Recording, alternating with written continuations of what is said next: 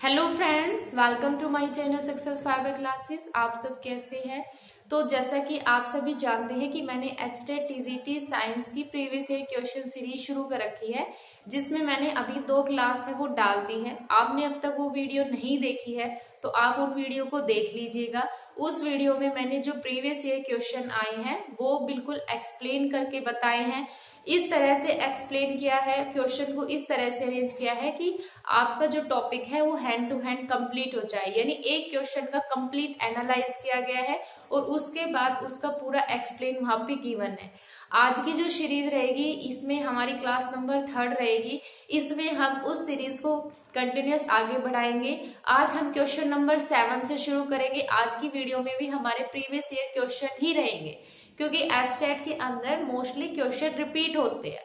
तो यहाँ से आपका एक कॉन्सेप्ट बिल्ड होता है, वहां से आपको एक टॉपिक के बारे में अंडरस्टैंडिंग होती है, ताकि क्या पता इन फ्यूचर वहां से कोई एक क्वेश्चन फंस जाए। तो चलिए शुरू करते हैं हम अपने वीडियो को। तो जो हमारा क्वेश्चन नंबर 7 है, इसमें ये बोला गया है, पहले तो ये क्वेश्चन हमारा टीजीटी 2021 के अंदर आया है, ठीक है।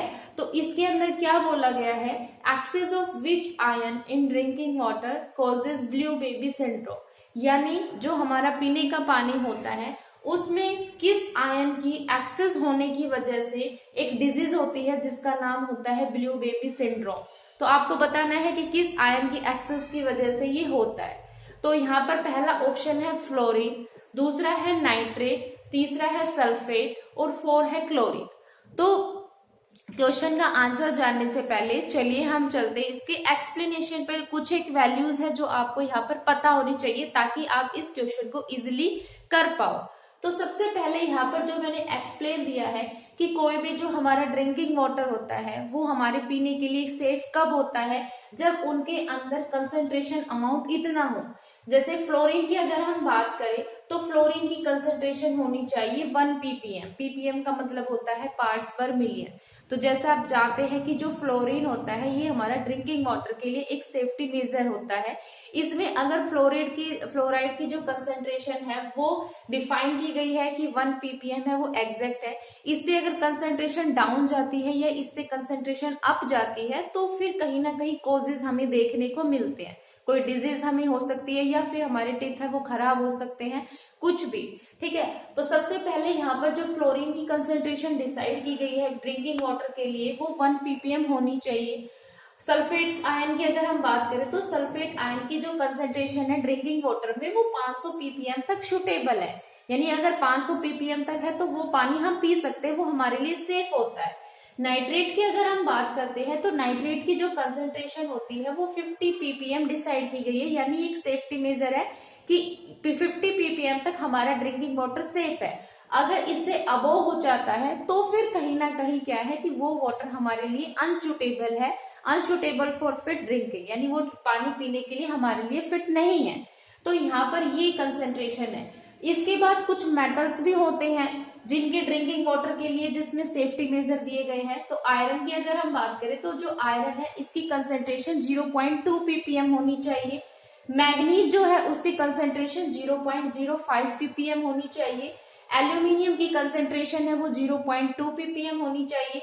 कॉपर की अगर हम बात करते हैं तो 3.0 ppm होनी चाहिए।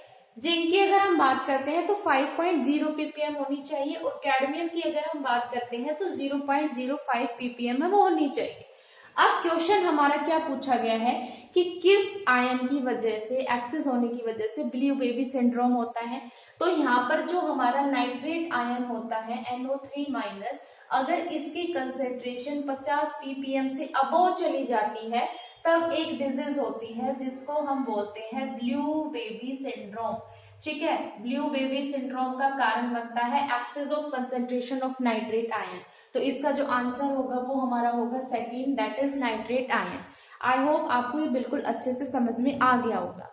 फिर है हमारा क्वेश्चन नंबर 8। इसमें क्या बोला गया है कि एक वाटर सैंपल है, एक वाटर का सैंपल लिया गया, उसमें ppm लेवल कंसेंट्रेशन का वो दिखाया गया है कि जो फ्लोरीन है उसकी जो कंसंट्रेशन है वो 10 ppm है उस वाटर सैंपल में। सल्फेट आयन है उसकी कंसंट्रेशन 100 ppm है और नाइट्रेट आयन है उसकी जो कंसंट्रेशन है वो 50 ppm है।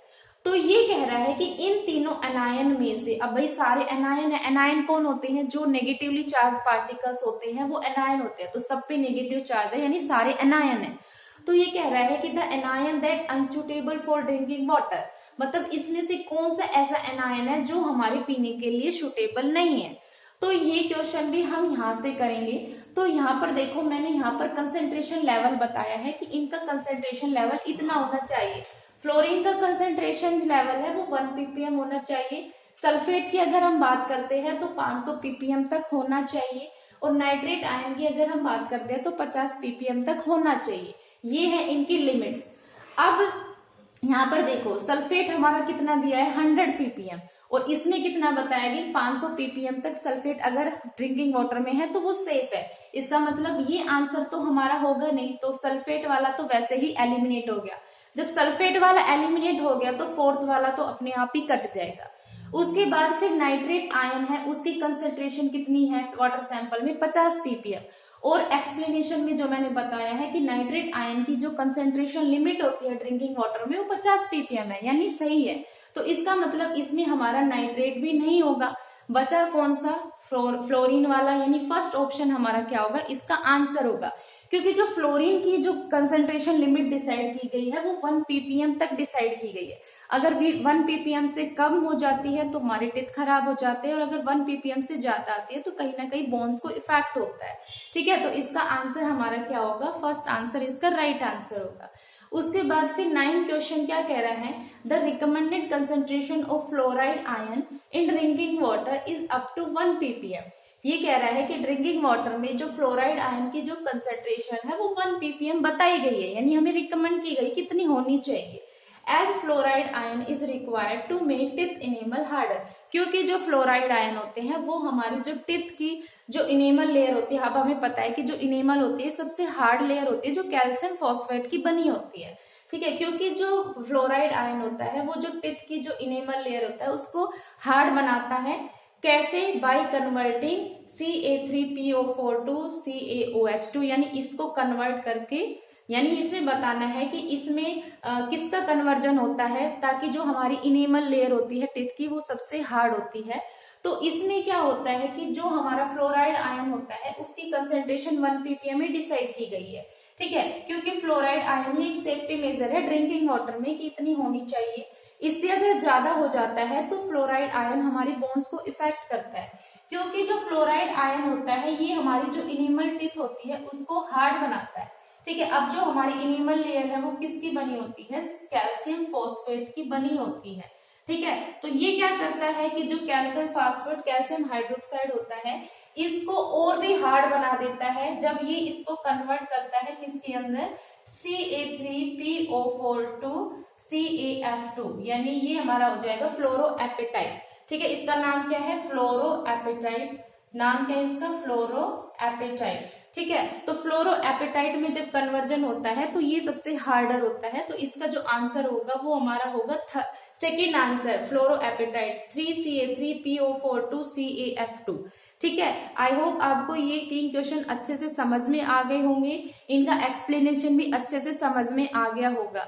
आपको ये सब चीजें याद रखनी है ताकि इन फ्यूचर अगर यहाँ से और भी कोई क्वेश्चन बन जाए तो आप इसको इजिली हैंडल कर पाओ। आगे नेक्स्ट वीडियो में हम इस वीडियो को कंटिन्यू रखेंगे। आगे हम 10 क्वेश्चन से शुरू करेंगे और जितने भी प्रीवियस ईयर क्वेश्चन है उसको ऐसे ही हम 1 बाय 1 डिस्कस करेंगे। अगर आपको वीडियो अच्छी लगी है तो चैनल को ज्यादा से ज्यादा लाइक कीजिए, शेयर कीजिए, सब्सक्राइब कीजिए। Thank you very much.